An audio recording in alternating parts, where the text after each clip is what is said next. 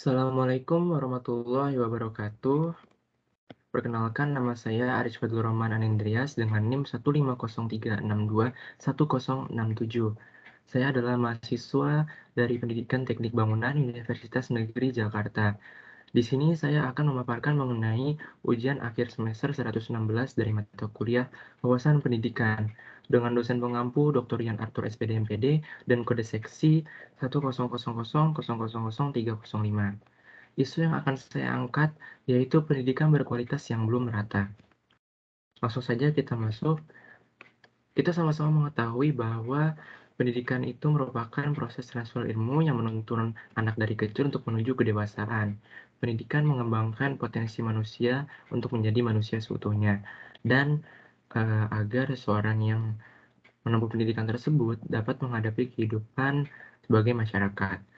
Bagaimana jika kualitas pendidikan di suatu negara belum rata, padahal pendidikan sendiri merupakan proses untuk membentuk masyarakat yang maju dan beradab? Pada saat ini, hal tersebut masih menjadi permasalahan pendidikan di Indonesia. Langsung kita mulai ke pembahasan. Yang pertama, pendidikan berkualitas yang belum rata.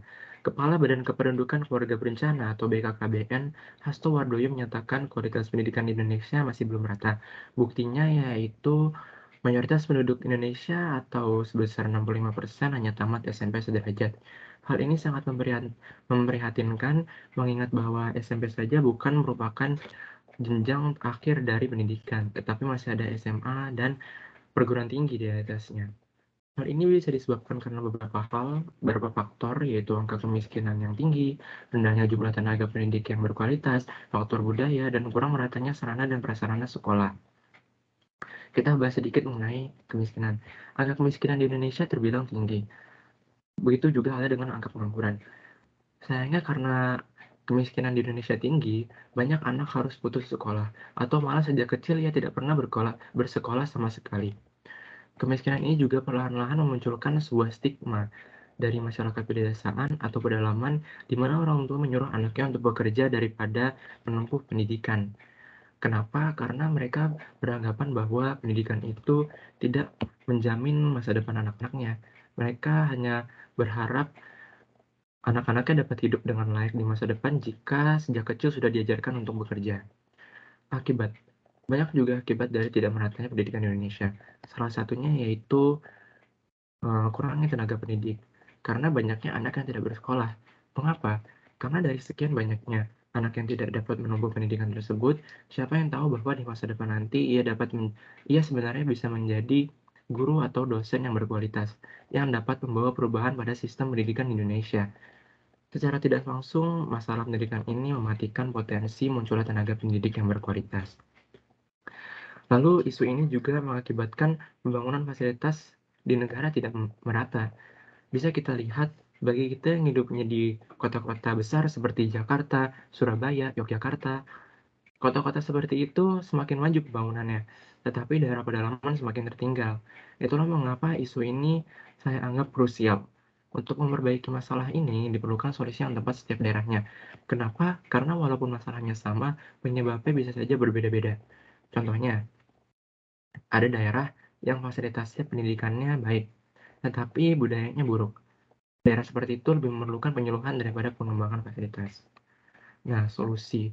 Setidaknya ada dua hal yang penting, yaitu administrasi negara dan manajemen.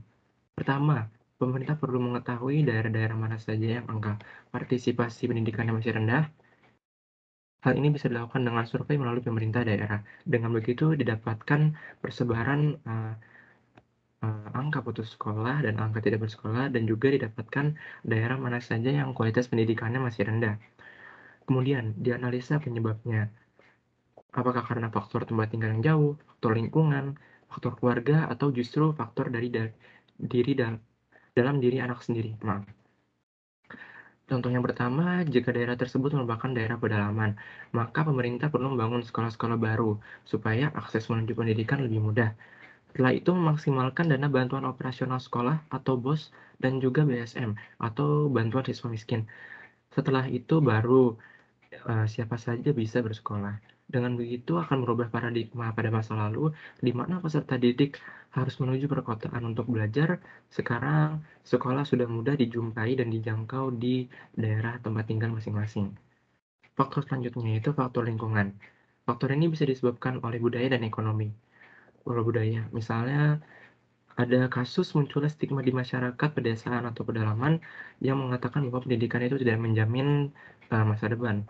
Namun, ada juga kasus di mana masyarakat mengetahui pentingnya pendidikan, tetapi tetap saja partisipasi pendidikannya masih kurang. Hal ini memerlukan penyuluhan dan sosialisasi bagaimana pentingnya pendidikan. Berbeda dengan eee, masalah faktor yang tadi, yang lebih memerlukan fasilitas. Selanjutnya faktor ekonomi. Umumnya karena masih tingginya angka kemiskinan di daerah tersebut. Untuk memperbaikinya bagaimana? Pemerintah perlu mengetahui sektor apa yang memiliki potensi untuk meningkatkan perekonomian daerah tersebut. Baru, misalnya itu sektor pertanian, perikanan, atau pertambangan. Baru selanjutnya difokuskan untuk memperkuat perekonomian domestik dan mengelola ekspor dan impor. Supaya apa? Supaya produk dalam negeri bisa bersaing dengan produk luar negeri. Kemudian faktor keluarga. Faktor ini juga bisa disebabkan oleh ekonomi dan kedekatan keluarga. Faktor ekonomi tidak bisa ditingkatkan begitu saja, namun apa yang bisa dilakukan pemerintah yaitu memberikan beasiswa kepada anak yang bersangkutan supaya ia dapat bersekolah di sekolah negeri. Eee, Selanjutnya akan lebih sulit jika faktornya disebabkan karena kondisi keluarga yang tidak harmonis. Karena masalah ini biasanya hanya bisa diselesaikan oleh anggota keluarga tersebut. Sebenarnya bisa dilakukan penyuluhan dan konseling melalui siswa dan orang tua, tetapi ada batas yang dapat dilakukan orang lain di luar anggota keluarga. Selain itu, ada juga faktor internal atau faktor dari dalam diri sang anak. Faktor ini juga sulit untuk diperbaiki. Faktor internal misalnya cacat, rendah IQ, kondisi mental, dan kemauan dari anak tersebut. Cacat dan rendah IQ tidak bisa diubah dengan mudah, namun disinilah peran guru. Guru yang baik pasti bisa memberikan pengajaran yang dapat diterima sesuai kemampuan dari masing-masing siswa. Itulah salah satu tugas guru, yaitu mengetahui kondisi peserta didiknya dan memberikan pelajaran yang sesuai dengan kebutuhannya. Namun, di sini juga letak kesulitannya, di mana tenaga pendidik yang berkualitas tidak tersebar dengan baik sampai di daerah pedalaman.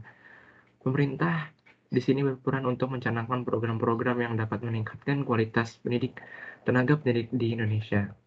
Program yang dapat menilai, melatih, dan mengevaluasi tenaga pendidik. Seperti program sertifikasi guru, pelatihan, pengembangan kurikulum oleh guru-guru di sekolah, dan perbaikan sarana dan prasarana pendidikan. Kondisi mental seorang anak itu juga dapat menyebabkan. Perlu diketahui apakah ia pernah menjadi korban bullying atau ia tidak ingin bersekolah karena kondisi mentalnya seperti minder, sulit bersosialisasi, dan masalah lainnya. Untuk mengatasi hal ini diperlukan kerjasama antara orang tua dan guru untuk menghapuskan bullying dari masyarakat.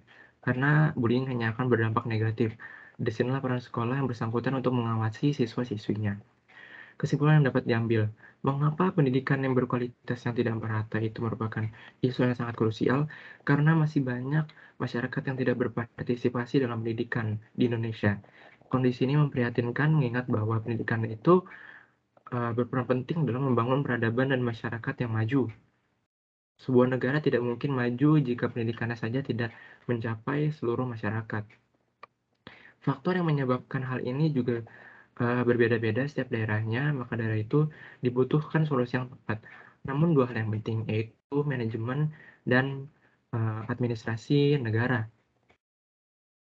Pemerintah perlu mengetahui daerah mana saja yang kualitasnya masih kurang, kemudian mencari tahu apa penyebabnya, baru mengambil tindakan yang diperlukan untuk setiap daerahnya. Semua hal yang berhubungan dengan biaya diperlukan administrasi yang baik dari pemerintah. Maka dari itu, seperti yang saya katakan tadi, manajemen dan administrasi negara merupakan hal yang berperan penting dalam memeratakan kualitas pendidikan. Setelah itu, baru bagaimana peran sekolah dalam mengelola dana tersebut dengan baik. Itulah yang dapat saya sampaikan. Selanjutnya hanya ada daftar pustaka. Kurang lebihnya mohon maaf. Mohon maaf juga bila terdapat tutur kata yang salah. Wabillahi taufiq wal hidayah. Wassalamualaikum warahmatullahi wabarakatuh.